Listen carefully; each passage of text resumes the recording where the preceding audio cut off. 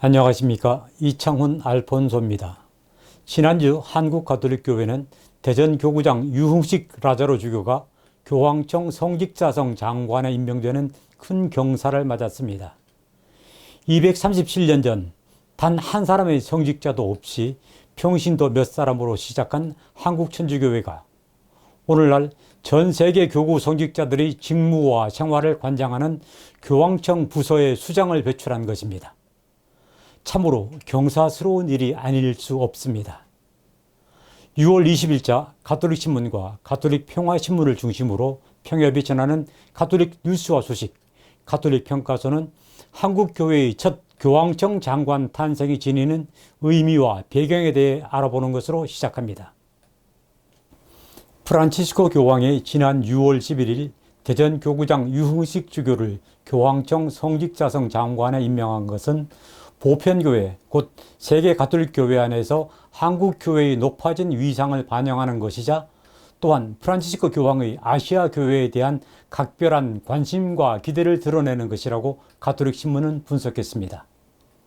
또 주교회의 성직주교위원회 총무 신의식 신부는 가톨릭 평화방송 라디오 열린세상 오늘에 출연해서 유흥식 주교의 성직자성 장관 임명은 교황청 각 부서의 책임자 자리를 각 대륙에 골고루 분배하려는 프란치스코 교황의 확실한 의도가 반영된 것 같다고 밝혔습니다.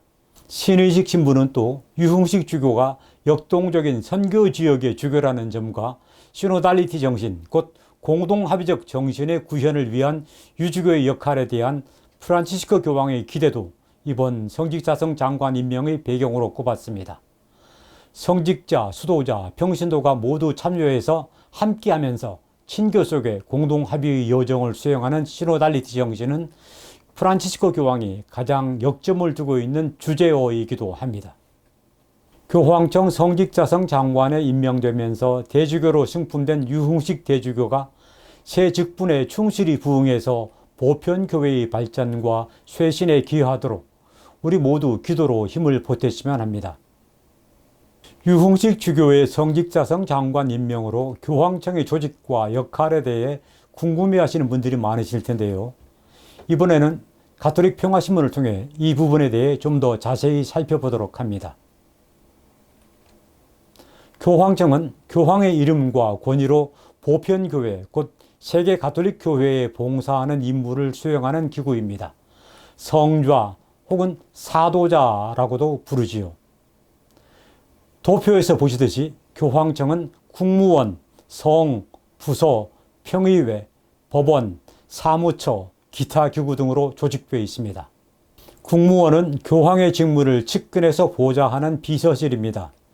교황의 일상 업무를 신속하게 처리하고 교황청 기구들과 여타 기관들의 업무를 촉진하며 조정, 감독하는 일을 합니다. 국무원은 산하에 국무부와 외무부, 외교인사부 이렇게 3부를 두고 있습니다. 국무원의 최고 책임자를 국무원장 혹은 국무원 총리라고 부르며 산하 부서들의 장은 각각 국무장관, 외무장관, 외교인사부 장관이라고 부릅니다. 다음으로 성입니다.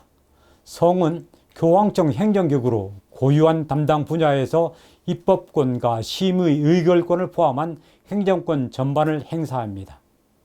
교황청에는 모두 9개의 성이 있습니다.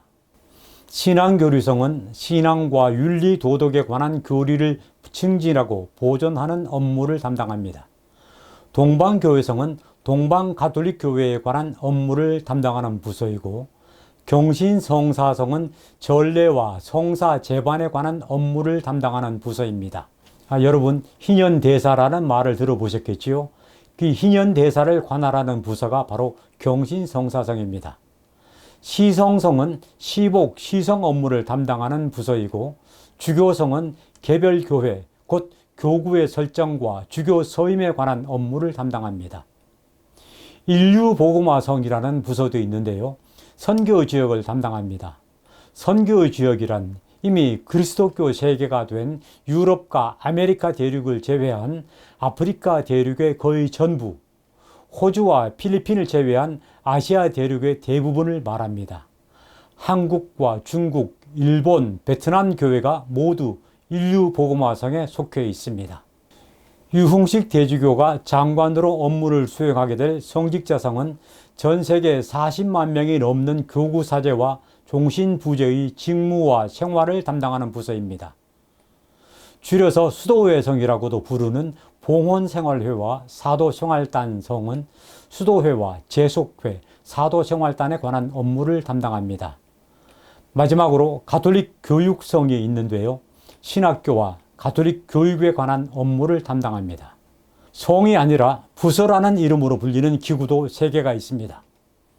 평신도와 가정 생명의 문제를 담당하는 평신도와 가정과 생명에 관한 부서, 온전한 인간 발전 촉진을 위한 부서, 홍보를 위한 부서, 이 3곳이 그것입니다. 이 9개의 성과 3개 부서의 최고 책임자는 장관이라고 부릅니다. 이 가운데 홍보를 위한 부서 장관을 제외한 다른 모든 부서의 장관은 추기경이 맡는 것이 관례입니다. 이에 따라 대주교로 승품된 유흥식 대주교도 조만간에 추기경으로 소임될 것이 확실합니다.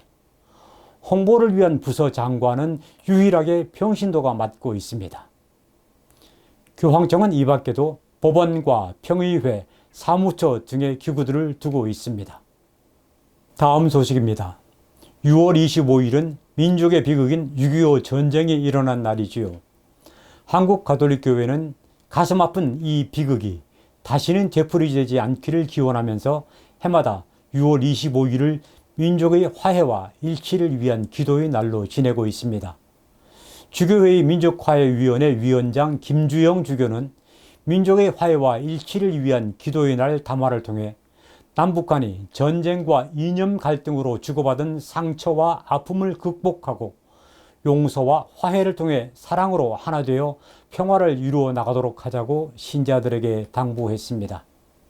간추린 소식 몇 가지 전해드립니다. 주교회의 정의평화위원회는 사형제도 폐지 특별법안 공동발의에 참여해 줄 것을 요청하는 위원장 김선태 주교 명의의 공문을 여야 국회의원 300명 전원에게 발송했습니다. 사형제도 폐지 특별법안은 제15대 국회에서 처음 발의된 이후 현재 9번째 발의가 추진되고 있습니다.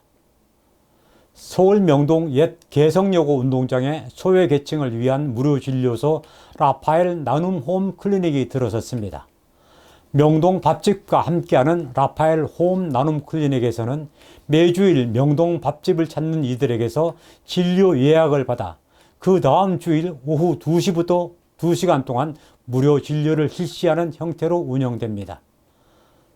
서울 신도림동 본당이 6월 24일 서울 구로구 경인로 현지에서 교구장 염수정 추기경 주례로 새 성당 봉헌식을 거행합니다.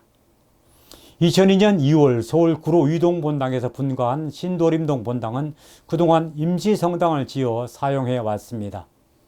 유덕희 모세 경동제약 회장이 서울대교구 바보의 나눔 이사장 손희성 주교에게 소외된 이웃을 위해 써달라고 성금 6억 원을 전달했습니다.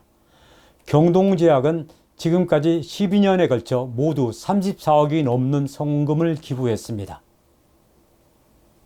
여러분, 매일 밤 9시에 바치는 기도 기억하고 계시는지요? 바로 민족의 화해와 일치를 위한 지향으로 주님의 기도와 성모성과 영광송을 바치는 기도 말입니다. 저도 이 기도 바치는 것을 잊어버리고 그냥 넘어갈 때가 정말 많습니다. 매일 밤 9시에 민족의 화해와 일치를 위해 기도를 바치는 일을 지금부터는 빠뜨리지 않아야겠다고 새롭게 다짐해 봅니다. 한반도의 평화를 기원하고 민족의 화해와 일치를 위해 매일 밤 9시에 바치는 주목경 기도, 아직 참여하지 않은 분이 계신다면 오늘부터라도 시간을 내어서 1분만 시간을 내어서 기도의 대열에 동참하시면 어떻겠습니까? 한반도의 진정한 화해와 평화가 깃들고 민족이 하나 되는 그날까지 말입니다. 가톨릭 평가소 여기서 마치고 저는 다음 주에 다시 찾아뵙겠습니다. 고맙습니다.